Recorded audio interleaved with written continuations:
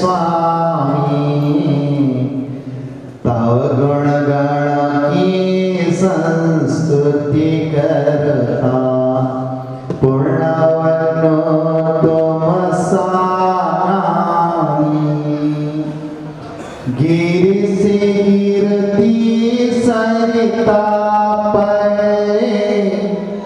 पतली सीढ़ी बहती है किंतु अंत में रूप बदल कर सागर में जा मिलती है सारे सागराक्षार में मम गुरु मधुर अपार नमो विद्या सागर गो भव सागर कर पार जय बोलो देवादिदेव कुंजराट बोल नायक श्री हरनाथ भगवान की दिगंबर सरोवर के राजहंस संत श्रोमणी आचार्य प्रवेश जी गुरुवर श्री विद्यासागर जी मुनि महाराज की तीन कामना करोड़ मुनि राजाओं की दासां जिनवाणी माता की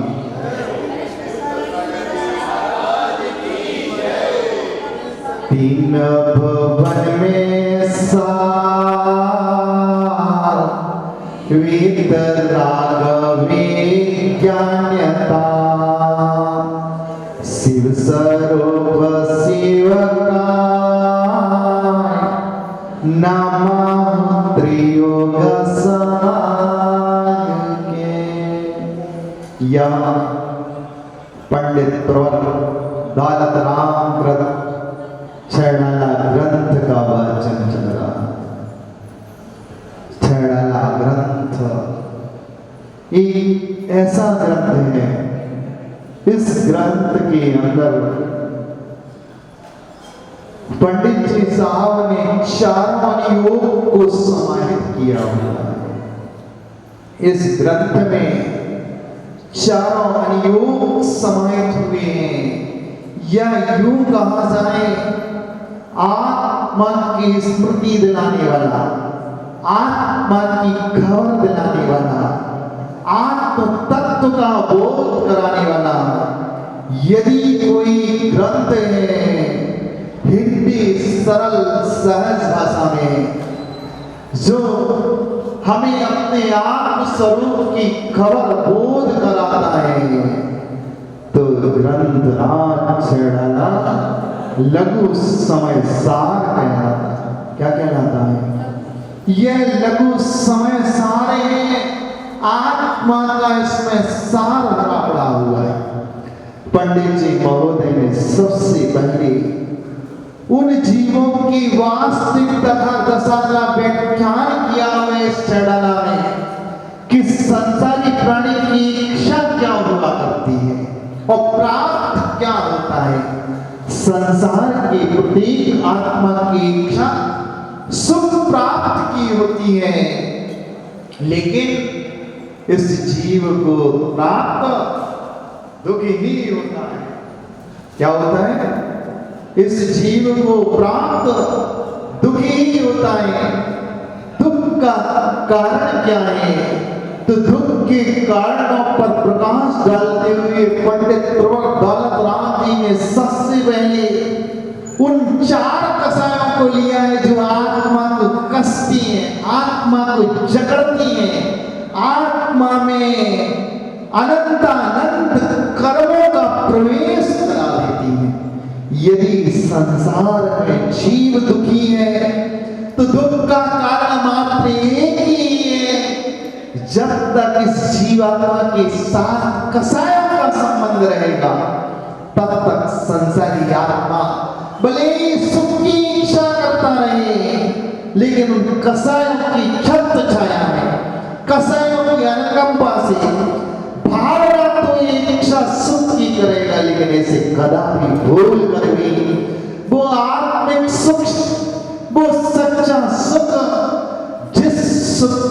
जीवन में एक बार प्राप्त करने के बाद दुख का एहसास ही ना हो, वो सुख की प्राप्ति त्रिकाल में है।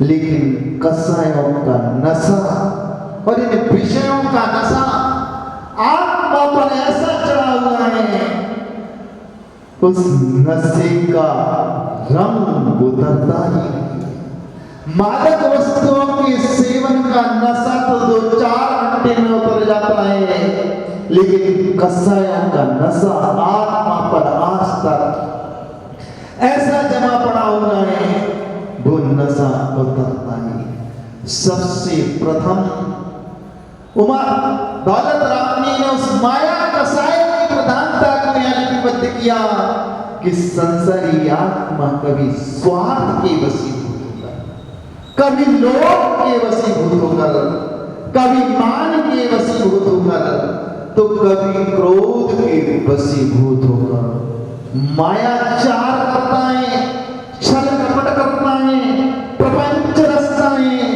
लोगों को धोखा देने के लिए अपनी बुद्धि की युक्ति को लगाता है। लेकिन ध्यान रखना, तुम बुद्धि की युक्ति को कितना भी लगा लेना, धोखा देने का भाव रख लेना, सामने वाले जीव का कर्म का उदय होगा, तो वो तुम्हारी बुद्धि की युक्ति में या तुम्हारी चाल जाल में या प्रपंच में वो कर्म की उदय से फंस सकता है, नहीं भी बच सकता। लेकिन जैसे ही हमारी आत्मा में माया कसाय पसरती है, हमारी आत्मा तो संसार के दुखों में फंस जाती है, लिप्त हो जाती है। कल मैंने दृष्टांत दिया था भावलिंगी श्रवण बदोमती नामक निराश का, जो षष्ठम सप्तम मणिस्तारवती झूले में झूल रहे थे, लेकिन ख्याति का नशा, ख्याति पूजा लाभ के उलझ गए वो साधु परमेष्ठी, और उसी समय आयु कर्म का आकर्षण काल पड़ा। भावलिंगी साधक थे, द्रव्यलिंगी नहीं थे, प्रमत्ता प्रमत्त गुणस्थान की अनुभूति करने वाले थे। लेकिन जैसे ही उनकी आत्मा में मायाचार का भाव उत्पन्न हुआ, उस सत्य रहस्य को जानते थे, लेकिन भोली भाली जनता के सामने उस सत्य प्रकट नहीं किया, उस रहस्य को उद्घाटित नहीं किया, उसी समय आयु कर्म का आकर्षण काल पड़ा। मुनिराज ने भी त्रियंचायु का वर्णन कर लिया।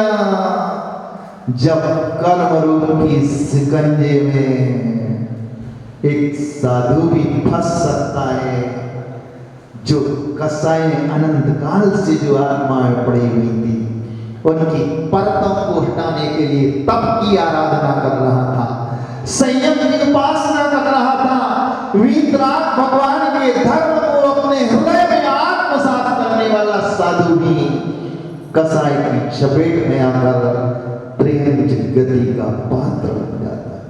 प्रकरण चल रहा है, दौलत राम जी ने सबसे पहले 4 गतियों में त्रियंच गति के प्रकरण को लिया है कि त्रियंच गति में निगोप पर्याय के दुख अनंत काल के लिए श्वास के 18वें भाग में जन्म मरण की यात्रा, बड़े पुण्य के योग से लेश्या की मंदता से, असुलेश्या की मंदता से इंद्रिय में पृथ्वी जल अग्नि वायु वनस्पतियों में जीव उत्पन्न हो गया। वहां से 2 इंद्रिय 3 इंद्रिय चतुर्इंद्रिय जीवों में पहुंच गया, असंगी होने को प्राप्त हो गया, 5 इंद्रिय की पूर्णता, लेकिन मन का अभाव, कर्म के योग से संगी बने को भी प्राप्त हो गया, मन वाला हो गया। मन वाला होकर उसने क्या किया, तो दौलत राम जी कहेंगे बदबंधना अधिक दुख घने, कोटि जीव ने जात न बने, अति संक्लेश भावते मरियो घोर सत्रसा। कहां पहुंच गया जी? त्रियंच गति में वास करने वाला जी संक्लेश की तीव्रता से मरण करके कहा जाता है। ध्यान रखना, रत्न प्रभा पृथ्वी से लेकर महातमा पृथ्वी तक जितने घोर सिंह आदि हिंसक पशु होते हैं, ये मरण करके कहां उत्पन्न होती है? साथ भी पृथ्वी में जीव उत्पन्न। अब विचार करना, आचार्य हुआ स्वामी महाराज ने भक्त के प्रकरण में 6th अध्याय में बहुवारम परिकृतम नार कष्टा, ऐसा बहुत आराम और बहुत परिग्रह नरक गति के आश्रम का कारण। कहाँ की आश्रम का कारण है? नरक गति के आश्रम का कारण को आचार्य भगवत तुम्हा स्वामी महाराज ने तत्वाश्रुत ग्रंथ के 6वें अध्याय में संसारी आत्मा की जो परिग्रह और आरंभ के प्रति आसक्ति का भाव रहता है, ग्रद्धता रहती है, लोलुपता होती है, ये नरक गति की आश्रम का कारण है। क्या आचार्यों की देशना विपरीत मिथ्या हो सकती है? बहुवारम परिकृतम नार कष्टा, ऐसा सूत्र उमा स्वामी महाराज ने लिखा। लेकिन त्रियंच गति के जीवों के लिए नरक गति के आश्रम के कारण में पंडित प्रो दौलत राम जी ने कह दिया, अति संक्लेश भाव थे मरियो। कौन से भाव से? संक्लेश भाव से। आज हम सुबह सुबह सोच रहे थे छिड़ाला में प्रकरण आने वाला है। अति संक्लेश परिणाम के कारण जीव, त्रियंच जीव नरक गति चला जाता है। परस्पर एक धर्म में, एक परमात्मा के अनुचरों में दो बात कैसे थी? संक्लेश की तीव्रता और आरंभ परिग्रह के प्रति आसक्ति। सुबह सुबह सामायिक में चिंतन। बच्चों एक हो, सब बच्चों शांत रहना।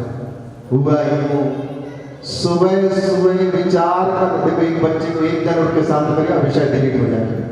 हुआ यूं, विचार कर रहा था, चिंतन कर रहा था कि दौलत राम को प्रमाणित मानो कि आचार्य भगवत तुम्हा स्वामी महाराज को प्रमाणित मानो। अंतरंग हृदय से आवाज आई, दानव प्रमाणिक है, भगवान के मुख से निकली वाणी है। और जैसे ही सुबह शुद्धि करने के लिए, सांझ क्रिया के लिए वेयर हाउस गया गौड़िया जी के, उस समय मैंने एक दृश्य देखा। वो दृश्य बड़ा ही विचित्र था। जो पक्षी भीतर था, वेयर हाउस पर बहुत सारी लाइट लगी रहती है सुरक्षा के लिए। लाइट के कारण रात्रि में बहुत कीट पतंगे उत्पन्न हुए। और हुआ यूं, एक तीतर नाम के पक्षी ने एक बोरी डली हुई थी, उस बोरी को हिलाया, उसके नीचे एक झींगे को अपने मुंह में दबाया, दूसरा दिखा, दूसरे को दबा लिया। और जो तीसरे झींगे की तरफ उसकी आसक्ति थी, और उस आसक्ति का उसने तीसरे को दबोचना चाहा, दोनों झींगे निकल गए। पीछे गाड़ी खड़ी हुई थी। पक्षी आहार की दृढ़ता के कारण, आहार संज्ञा की तीव्र आसक्ति के कारण दो उसके मुख से झींगा छूट गए। और तीसरे को जैसे ही दबोचा, पीछे बिल्ली बैठी हुई थी और बिल्ली ने उस पक्षी को अपनी गिरफ्त में ले लिया और 1 मिनट में उसकी गर्दन को यूं मरोड़ दिया। संक्लेश की तीव्रता, कैसे संक्लेश की तीव्रता, उस पक्षी के प्रति आसक्ति। भोजन एक बार में एक झींगे को निकल सकता था, लेकिन ये है तीव्र संक्लेश उत्पन्न हो रहा था उस पक्षी की आत्मा पर। एक को दबाया था, दूसरे को भी दबा लिया, लेकिन दूसरे के प्रति जो आसक्ति थी तीसरे के प्रति, इस परिणति से पक्षी भी संगी पंचेंद्रिय मरण करके तीसरी पृथ्वी को चला जाता है। अति संक्लेश भाव दे मरियो घोर सप्रसाद। कहां पहुंच गया त्रियंच गति का जीव? त्रियंच पर्याय के दुखों से निकल करके उन नरकों के दुखों में उसकी आत्मा का गमन हो गया। त्रियंच गति का प्रकरण पूर्ण होने के बाद नरक गति के दुखों को तो अपन बाद में खोलेंगे, कल से खोलेंगे, लेकिन आज विचार करना, जीव नरक गति जाता है तो नरक गति का कारण तो बहुआलम परिकृतम नारकश्चायचा, बहुत आराम और बहुत परिक्रय के प्रति जीव की जो आसक्ति होती है वो नरक गति के आश्रम का कारण है। और भी नरक गति के आश्रम के कारण है, कौन कौन से हिंसा क्रूर कार्यों में प्रवृत्ति करना, निरंतर विचार करना। महाराज हम तो कोई ऐसा काम ही नहीं कर रहे, लेकिन हिंसा के कार्य में निरंतर प्रवृत्ति जारी है, ये परिणति भी नरक गति के आश्रय का कारण है। और जो पर व्यक्ति के धन के अपहरण करने की जो मन में भावना होती है, भले ही तुम उसका 1 टका का भी अपहरण ना कर सको, लेकिन जो मन में विचार करता है, पर व्यक्ति के द्रव्य के अपहरण का भाव ही नरक गति के आश्रय का कारण है। मन में भावना उत्पन्न हुई, फलाने फलाने व्यक्ति की वस्तु का अपहरण कर लो, तुम 1 टका का भी अपहरण नहीं कर पाए, और उसी समय आयु काल का आकर्षण काल पड़ जाएगा, तब बेटा मर के तुझे नरक गति की यातना को सहन करने के लिए जाना पड़ेगा। जिनेन्द्र भगवान वेद शास्त्रों पर मिथ्या झूठा दोषारोपण लगाना भी नरक गति के आश्रम का कारण है। कृष्ण नीललेश्यामय प्रणाम भी, कृष्ण नीललेश्या के प्रणाम, निर्माल द्रव्य का भक्षण करना नरक गति के आश्रम का कारण है। प्रकरण इसलिए उठाया, आज लोग निर्माल्य के स्वरूप को नहीं जानते। प्रतिस्पर्धा का जमाना है, प्रदर्शन का जमाना है, फोटो सेशन का जमाना है, नाक को ऊपर करने का मान को कोई ज्ञात भाव से करता है, कोई अज्ञात भाव से करता है, कोई तीव्र भाव से करता है, कोई मंद भाव से करता है। इस सभा में क्या, संसार में जितने भी देव शास्त्रों के उपासक जिनालयों में भक्ति करने के लिए जाती हैं, गुरुओं की वाणी सुनने के लिए जाती हैं, डायरेक्ट रूप से उस निर्माल्य द्रव्य का भक्षण करती हैं, उपयोग करती हैं। ये अज्ञात भाव से निर्माल्य का सेवन किया हुआ बंधु इतना दुखदाई होता है, जीव बुद्धिपूर्वक नहीं करता, अबुद्धिपूर्वक हो जाता है। महाराज कुछ दृष्टांत देके बताओ कि हम लोग निर्माल्य द्रव्य का भोग कैसे करते हैं, और ये निर्माल्य कहलाता क्या है। परमार्थ के क्षेत्र में निर्माल्य क्या कहलाता, सब लोग सुनना। परमार्थ के क्षेत्र में समर्पित की हुई वस्तु निर्माल्य द्रव्य कहलाती है, निर्माल्य वस्तु कहलाती है। चाहे वो अष्ट द्रव्य हो, चाहे वसुधा हो, चाहे भवन हो, चाहे कृषि करने का साधन हो, ये लोग इन जिनालयों की रक्षा के लिए उदारता का भाव की आत्मा में उत्पन्न होता था। ये जिनालय जब तक जीवंत रहे, भगवान महावीर की देशना या भगवान की देशना मिथ्या नहीं होती। पंचम काल के अंत तक ये जिनालय जीवित रहेंगे, देश शास्त्रों का अस्तित्व बरकरार बना रहेगा। भगवान महावीर स्वामी के ज्ञान में धनकरा वीरा के नामक मुनिराज होंगे, सर्व श्री आलिका होगी, पंगु श्री अग्निदत्त श्रावक होगा और पंगु श्री श्राविका होगी। कब तक? पंचम काल के अंत तक, 49 दिन पूर्व तक ये जैन धर्म जीवित रहेगा।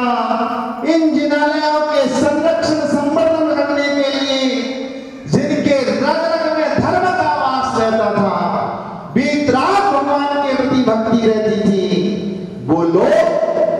अपनी जमीन जायदाद भवन दुकानें मंदिर के नाम कर देते थे।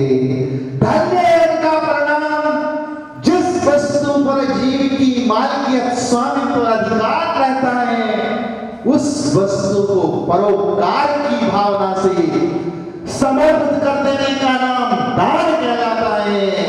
और दान के जो 7 क्षेत्र आते हैं उनमें एक जिनालय, जिनबिंब और इनसे संवर्धित बंधु निर्माल्य द्रव्य का भक्षण आप लोग कैसे करते हो? मंदिर में जो दान की गुल्लक आई उससे मंदिर की चटाइयों को खरीदा, मंदिर में कुएं की रस्सी को खरीदा, कुएं की बाल्टी को खरीदा, अपने इंद्रिय जनक सुखों के लिए मंदिर के पंखे की विद्युत को उपयोग किया, मंदिर की लाइट का उपयोग किया। ये सब अबुद्धिपूर्वक इनडायरेक्ट रूप से हमने निर्माण द्रव्य का भक्ष। महाराज अभी तक तो जानकारी नहीं थी। जैन दर्शन कहता है जब तक जानकारी नहीं थी तो अज्ञात भाव से हो रहा है, लेकिन जानकारी होने के बाद इसका पश्चाताप आत्मज्ञानी होना चाहिए। साल भर में प्रत्येक घर के मुखिया को मंदिर की गुल्लक में गोपनीय रूप से, हे भगवान मैंने आपके कुएं से जल को खींचा, मंदिर के बर्तनों से पूजन की, उन बर्तनों का हरण हुआ, मंदिर की खूब टेबलों को बजाया, मंदिर की कटोरी को घंटी संगीत का रूप दे देकर साल भर में कई प्लेटें फोड़ दी। ये सब निर्माण का तुम्हारे खाते में जाता है। इनडायरेक्ट तरीके से लिए निर्माण का भक्षण होता है। मारा लास्ट में एक रूपक को बताएंगे इसका कितना पाप का आस्था होता है। ऐसा सोच कर साल भर में या 2-3 महीने के अंतराल से मेरे परिवार के इतने सदस्य ऐसा सोच कर दान समझ कर नहीं, मैंने इन वस्तुओं का उपभोग किया, चितवाड़ी उठाई, फटी, गलन हलन शरण नाश का क्षय को प्राप्त हुई, मैंने निर्माल्य को भोगा, ऐसा समझ कर दान दे देना चाहिए मंदिर में। एक बात खतरनाक है, लेकिन क्या करें, आत्मा पर लोग कसाई के संस्कार पड़े हुए हैं। मंदिर की दुकान, मंदिर की मकान लोग अपनी प्रॉपर्टी समझ लेते हैं। अरे वो परमात्मा के क्षेत्र की, भगवान की थी। एक व्यक्ति कह रहा था महाराज वो थोड़ी मंदिर की थी, वो तो किसी जमीन पर बना दी। ध्यान रखना, जिस व्यक्ति ने बुद्धि पूर्वक परमात्मा के नाम पर, कृष्ण के नाम पर जिनालय पर समर्पित कर दी, उस पर तुम्हारा अधिकार नहीं है, भोगने का अधिकार नहीं है। मंदिर धर्मार्थ ट्रस्ट उससे चलती, यदि कमेटी निर्णय कर दुकानों की नीलामी करती है और लोगों को देते हैं तो समय से उन लोगों को उस राशि को चुका देना चाहिए, वरना ऐसा कर्म का विपाक फलित होता है कि भाव भावांतर में दुर्गति का पात्र संसारी आत्मा बनता है। निर्माल्य द्रव्य की कथा को सुन लेना, मनोयोग को स्थिर कर लेना, समय पर छोड़ दूंगा। ये निर्माल्य कितना खतरनाक। मैं ज्ञात भाव की निर्माल्य की बात नहीं कर रहा, अभी आज आपके सामने रूपक प्रस्तुत कर रहा हूं। अज्ञात भाव से कसाई की तीव्रता में नहीं, कसाई की मंदता ने क्या प्रथमानी योग को बढ़ते हैं तो पूरे शरीर में कांटे खड़े हो जाते हैं। तुमने नहीं, अनंतों बार संसार में मेरी आत्मा इसलिए पूर्ण कर रही है, मैंने भी लोक के वशीभूत होकर, अज्ञान के वशीभूत होकर, तत्व दृष्टि के अभाव में भगवान की पूजा तो की होगी, वेद शास्त्रों की उपासना तो की होगी, वेद शास्त्रों की जिनालयों की रक्षा के लिए, मान कसाय को पुष्ट करने के लिए संस्था के पदाधिकारी तो बना हुआ हूंगा, लेकिन मेरी वो तत्व दृष्टि जागृत नहीं हुई थी। भगवान के वचनों पर श्रद्धा नहीं हुआ था, जिसके परिणाम स्वरूप अनंत सिद्धात्मा तो सिद्धालय के सुखों को भोग रही है, कर्म रूपी कालिमा का नाश करके। आज मैं कर्म अवस्था में भले साधु के चोले को धारण किए हुए संन्यास के मार्ग पर आगे बढ़ा हूं, लेकिन हूं तो संसारी, आप जैसा ही हूं, संसारी आप भी हैं, मैं भी हूं। न जाने कौन सी लोक कसाई के परिणाम स्वरूप किस अज्ञात दशा में मैंने उस निर्माल्य द्रव्य का बुद्धिपूर्वक अबुद्धिपूर्वक भक्षण किया होगा। एक नगर में सब लोग अच्छे से सुनना, यौन नहीं देखना, मात्र महाराज को देखना। एक नगर में एक धर्मात्मा व्यक्ति का हृदय इतना उदार, इतना विशाल, उसके रग रग पर वीतराग भगवान का धर्म समाया हुआ था। धर्म किसका नाम है? धम्मो दया विशुद्ध, दया से विशुद्ध परिणाम का नाम धर्म था, धर्म है। और उस सेठ के रग रग में, उसकी आत्मा के एक शरीर के एक प्रदेश पर वीतराग भगवान का धर्म समाहित हुआ था। यह यूं कहा जाए धर्ममय उसका जीवन यापन चल रहा था। और कहते हैं वो साथी से पुण्य को लेकर उस नगर में उस माता पिता की कोख से जन्मा था। कहते हैं चारों दिशा, चारों दिशाएं, पूरा पश्चिम उत्तर दक्षिण ईसा आग्नि नैऋत्य और वायु, आठों दिशाओं में सूर्य की पहली किरण उदय होते ही सूर्य अस्ताचल की गोद में जब तक समाहित न हो जाए, तब तक त्वरित गति से भागने वाले आठों घोड़ों को दौड़ा दिया जाए। सूर्य उदय से लेकर सूर्य अस्त तक, जब बड़े दिनों में, गर्मियों के दिनों में 10 घंटे की रात होती है, 14 घंटे का दिन होता है। घोड़े पलक झपकते ही आंख की आंख के सामने ओझल हो जाएं। ऐसे घोड़ों को चारों दिशा और चारों भी दिशाओं में छोड़ दिया जाए। 8 लोग बिठाल कर, कितनी वसुधा भूमि का स्वामी था बता नहीं सकती, लेकिन उसके रग रग पर धर्म का वास था। धर्मात्मा का नाटक नहीं था, धर्म का अभिनय नहीं था, धर्म को जीता था। इतनी तो भूमि उस सेठ की थी, लेकिन कभी भी अपनी भूमि में एक भी बीज का वपन नहीं करता था।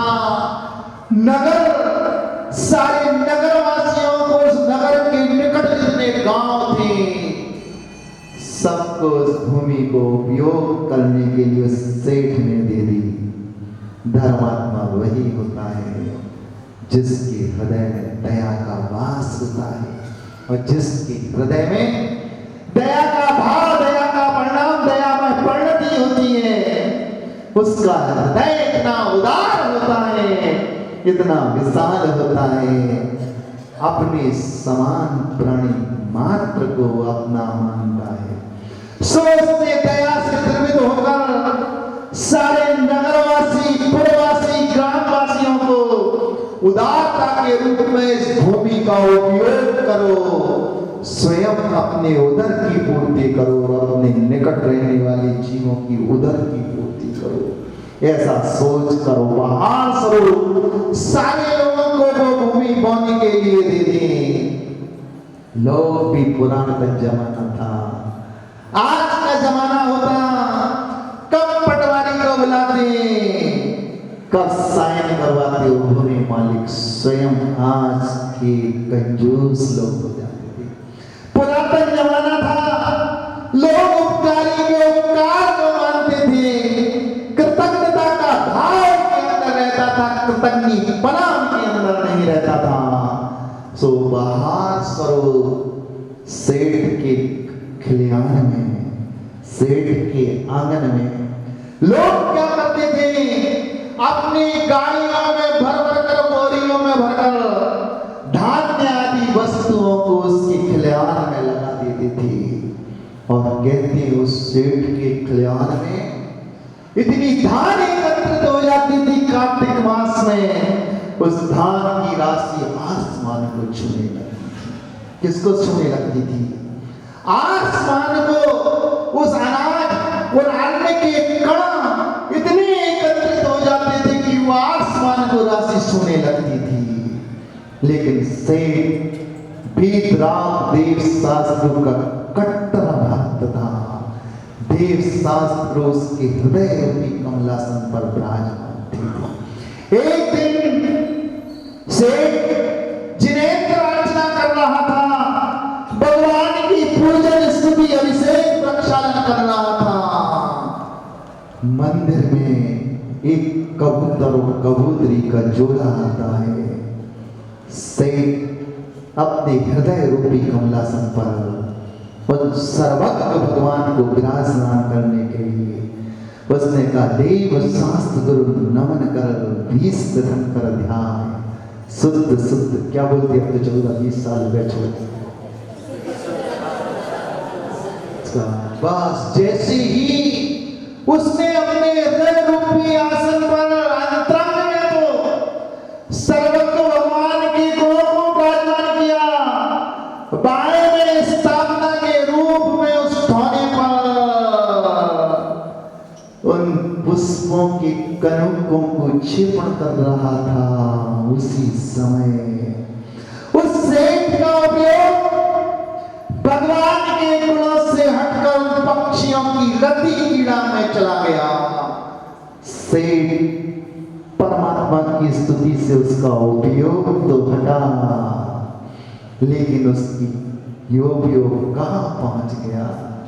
जो एक खम्भे के कंगूरे पर कबूतर कबूतरी का जोड़ा परस्पर में रति कीड़ा कर रहा था, उस कीड़ा को देखने में सेठ का उपयोग किया। धौने में वो चावल समर्पित करना था, इस स्थापना पर परमात्मा को आसीन करना था, हृदय में पंच प्रवेशी देव शास्त्र को आसीन करना था। सेठ का एक क्षण के लिए उपयोग का स्मरण हुआ, ठौना में हाथ भला और ठौना में चढ़े हुए वो द्रव्य के कणों के ठौना नीचे गिरा। सो सेठ की परधनी में, सेठ की धोती में 2-4 चावल के कणुके आकर फंस गए। सेठ की आत्मा में आत्मग्लानि का भाव हुआ, पश्चाताप का भाव उत्पन्न हुआ, उसकी आंखों से नींद बह गया। हे भगवान, मैं अनंत काल से पंचेंद्रिय विषय भोगों में लिप्त हूं, आपके दरबार में उन विषय भोगों से अपने उपयोग को गौण करने के लिए आया था, लेकिन आज मुझे कबूतर कबूतरी का निमित्त मिला।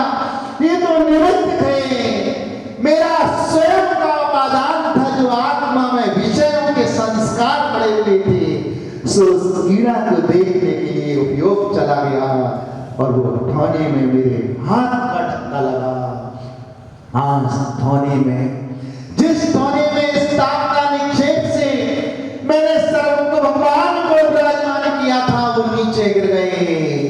उसकी आंखों से आंसू बह रहे हैं, हृदय पश्चाताप की ज्वाला से जल रहा है। सेठ ने प्रायश्चित स्वरूप उस दिन 4 प्रकार के आहार का त्याग कर दिया। पूजन के बाद सेठ ने सेठानी को खबर भेज दी, आज मेरा उपवास है। सेठ पूजन स्वाध्याय भगवान की परिक्रमा लगाने के बाद सोचा, आज मुझे उस घर की गद्दी पर नहीं बैठना। सेठ चिनालय से खलिहान की ओर चला जाता है और खलिहान में कार्तिक मास हुआ था। अष्टमी का पर्व पूरे हो चुके थे। कार्तिक के मास माघ माह कौन सा है, महामास प्रारंभ होने वाला था और सेठ ने उस धान के ऊपर चढ़ गया। सबसे ऊपर जो धान की रास आसमान को स्पर्श कर रही थी, सेठ का मन दुखी तो था, लेकिन लोगों के उपकारी के उपकार को जानकर उसका राम राम हृदय गदगद हो रहा था। ये लोग कितने परोपकारी हैं, आज कितनी धान ने मेरे बगीचे में या मेरे खलिहान में लाकर रख दी। और कुछ समय बाद जब सेठ उस धान की राशि से नीचे उतरा, उसकी सारी परधनी में धान के कण घुस गए थे। हुआ यो बंधु, सेठ ने उस परधनी को खोला। उस खलिहान में सेठ के अलावा कोई नहीं था। वो धान के कणों के भी वहां उसने छोड़ दिए। जो ठोना गिरने से 2-4 कणों के स्थापना के उसकी परधनी में फंस गए थे, बेकनों के भी वहीं उसने झटका दिया। कहते हैं निर्माल द्रव्य के 2-4 कणों के उस अनंत धान की राशि पर इतने भारी पड़ गए, उनका स्पर्श होते ही सारी धान निर्माल्यमय बन गई। सेठ ने भी भक्षण किया, गांव वालों ने भी भक्षण किया। उन दानों का स्पर्श होते ही वो पूरी धान निर्माल्य की बन गई। सारे लोगों ने स्पर्श किया, भोग किया, लेकिन सेठ ने बुद्धिपूर्वक निर्माल्य का सेवन नहीं किया। अबुद्धिपूर्वक कसाय की तीव्रता में नहीं, कसाय की मंदता में, ज्ञात भाव से नहीं, अज्ञात भाव से निर्माल्य वस्तु का सेवन हो गया। बंधु, हुआ क्या? उस गांव में 4-6 महीने बाद ऐसा अकाल पड़ा, 24 वर्ष तक ऐसा अकाल पड़ा। सेठ की सारी गोदाम खाली हो गई, भूखमरी ऐसी पसर गई। सारे लोग भूखे मर मर के प्राण छोड़ दिए। इतनी विपुल संपदा का स्वामी, जिसने बुद्धिपूर्वक निर्माल्य वस्तु का सेवन नहीं किया था, अबुद्धिपूर्वक ज्ञात भाव से नहीं, अज्ञात भाव से निर्माल्य का सेवन किया था, सारी संपदा नष्ट हो गई, परिवार नष्ट हो गया, अपनत्व रखने वाले लोग भी नष्ट हो गए। अंत में उसी जीवन में उस सेठ की कैसी दुर्दशा हुई, कान को खड़े कर लेना। सेठ का गांव तो छूटा, अभी उस सेठ का आयु कर्म बाकी था। कहते हैं वह सेठ गांव तो उजड़ गया, नगर तो उजड़ गया। दूसरे नगर में जाकर जब लोग अपने भोजन करके छोटी पत्तलों को फेंक देते थे, उन पत्तलों में जो 2-4 दाने अन्न के कण लगे रहते थे, उन कणों को उठा करके उस सेठ ने अपने उदर की पूर्ति की। बंधु, निर्माल्य द्रव्य कितना खतरनाक होता है, विचार कर लेना। सेठ का भाव निर्माल्य भक्षण का नहीं था, उस कर्म की स्थिति निर्माल्य द्रव्य ज्ञान भाव से खाया। कर्म की 2-3 स्थितियां बनती है, एक जघन्य स्थिति, एक उत्कृष्ट स्थिति। जघन्य स्थिति तो सारे कर्मों की 48 मिनट की है। अभी तुमने बंद किया, 48 मिनट बाद वो कर्म में आ सकता है। और मोहिनी कर्म की उत्कृष्ट स्थिति, अनंतानुवती क्रोध मान माया की छत्र छाया में मिथ्यात्व के साथ यदि कोई भी कर्म की उत्कृष्ट स्थिति का बंध होता है, तो 70 कोटि सागरों पम काल के लिए वो जीव संसार से बन जाता है। विचार कर लेना, जगत स्थिति उस सेठ की बंद हुई। अभी तो बंधु इनडायरेक्ट रूप से जो निर्माल्य का भक्षण किया था, अभी तो सेठ को इस सैंपल मिला हुआ है, माल तो नरक गति में मिलेगा। महाराज कोई ऐसा ग्रंथ बता दो कि हमारे निर्माल्य खाने का भाव और निर्माल्य खाने वालों का समर्थन करने का जो हमारे मन में भाव होता है, वो भाव से हम कैसे मुक्त हों। ध्यान रखना, ना किसी शास्त्र को उठाना, ना मंदिर की पुस्तकों को खोलना। सब लोग अपने मोबाइल में धन्य कुमार चरित्र को डाउनलोड कर लेना, धन्य कुमार चरित्र को डाउनलोड कर लेना कि उस आकृत पुण्य ने निर्माण द्रव्य का भक्षण किया था तो उसके जीवन में कैसे दुखों का पहाड़ टूटा था। तब तुम्हें समझ में आ जाएगा। बहुत से लोग तो न निर्माल्य द्रव्य का भक्षण करते, न मंदिर की वस्तुओं को अपने पास रखते, संपदा को, लेकिन क्या करें, मोहिनी कर्म की ऐसी बलहारी है, मोही के वशीभूत होकर जिनसे आत्मीयता का भाव रहता है, जिन्हें लोग अपना समझते हैं। जब बंधु ये शरीर अपना नहीं है, एक पर पदार्थ हमारी कैसे होंगे। अरे तुम्हारी तो घरवाली भी तुम्हारी नहीं, पुण्य का उदय है जब तक इस संयोगी संबंध है।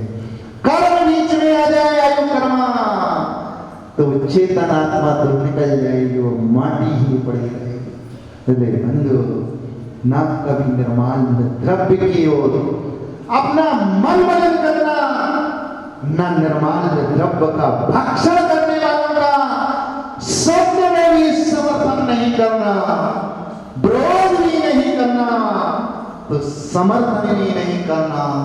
यदि सत्य कहने का, सत्य समझने का, सत्य जानने का आपके हृदय में साहस नहीं है, तो कम से कम उस असत्य की अनुमोदना नहीं कर देना। अभी तो आज एक दो कारणों को खोले हैं, आगे नरक गति के और कारणों को खोलेंगे। निर्माल्य का प्रकरण मैंने इसलिए उठाया है। आज मुझे कमेटी से कहना है कि चातुर्मास की स्थापना हो रही, क्योंकि स्थापना साधु के निमित्त से हो रही है, तो मैं भी उस निर्माल्य में बुद्धिपूर्वक छठवें अंश का भागीदार नहीं बनना चाहता हूं। एक चातुर्मास पूरा साधिका आश्रम के लिए हो रहा है। इस चातुर्मास में जो कलश स्थापना में राशि आएगी, पूरी राशि साधिका आश्रम में जाएगी। यह संसार में रहने वाली माँ बहन न जाने देश विदेश से आकर आपके अरहनाथ भगवान की छत्र छाया में अपने कर्म रूपी कीटिमाओं का नाश करेंगी, तब की आराधना करेंगी, अपनी आत्मा का शुद्धिकरण करेंगी। उस आत्मा की शुद्धिकरण में तप विशेष में आप जो आचार्यों की देशना है 4 प्रकार के दान का, सो आचार्य विद्यासागर महाराज की अनुकंपा आरोन वाले पर ऐसी बसी। भारत के नक्शे में जहां दिगंबर जैन समाज है, उस नक्शे में मात्र 3 गांव हैं, एक सागर, एक बंडा और एक आरोन। इन नगरों को सौभाग्य प्राप्त हुआ है। न जाने कौन सी साधका, कौन सी आत्मा इस नगर में अगर साधना करे, आरिका बने और 16 कर्म भावनाओं को रहकर यहाँ भावना आए और देवों से आकर मनुष्य बने और तीर्थंकर प्रणति का आश्रय कर ले और 3 लोक में तहलका मचाते हुए आत्माएं। इस सौभाग्य नहीं छोड़ना, एक भी घर नहीं छूटना चाहिए। न जाने कब हमारी माँ को हमारी जीवन साथी उस आश्रम में मजबूरी में भेजती, या हमारी माँ या हमारी बहन या मेरी जीवन साथी को वैराग्य का भाव उत्पन्न हो जाए। इस सुअवसर से मत चूकना। सब लोग अपने धन को इसमें लगाने का प्रसाद करना। बहुत छोटी राशि की गई है। न जाने कौन सी पर्याय में हमारे भाग जाए, न जाने कब हमारे घर के लोगों को उस आश्रम में शरण लेना पड़े। ये तो आचार्य विद्यासागर की अनुकंपा थी कि आरोन को चुना। अरे नाथ भगवान पर विश्वास था, स्वरनाथ के भक्तों पर भी उन्हें विश्वास था, तो साधिकाओं को आराम में भेज दिया। अब इन साधिकाओं की ऐसा व्यवस्था देना, अनुकूलता देना कि इनकी साधना में निखार आए। और मैं तो कहता हूं कि साधना और भगवान के सामने वो स्थिति बढ़े कि इनका एक भाव शेष रहे। इनके बाद तो अष्ट द्रव्यों से इनकी उपासना कर सकें। तो बंधु, आज नरक गति के दुखों को जाना, निर्माण द्रव्य को जाना, जहां जहां के लोग आए हैं गुरुओं पर श्रद्धा रखने वाले, इस पाप से बचना। उन जिनालयों में साल में 6 महीने में 1 महीने में वो द्रव्य समर्पित कर देना गुप्त रूप से कि मेरे परिवार ने जो मंदिर की वस्तुओं का उपयोग किया उनका हरण चरण ह्रास हुआ, वो पाप से मेरा परिवार लिप्त ना हो जाए। अबुद्धि पूर्वक पाप का ऐसा विपाक उसी पर्याय में फलित हो सकता है। तो बुद्धि पूर्वक अज्ञान के वशीभूत होकर तत्व दृष्टि के अभाव में यदि किसी व्यक्ति को लोभ चढ़ गया हो तो अपने लोभ का प्रक्षालन कर लेना, प्रायश्चित कर लेना, मंदिर का किराया चुका देना, अपना तो अपन चुका देना, बाकी जिसकी जो हो सो हो।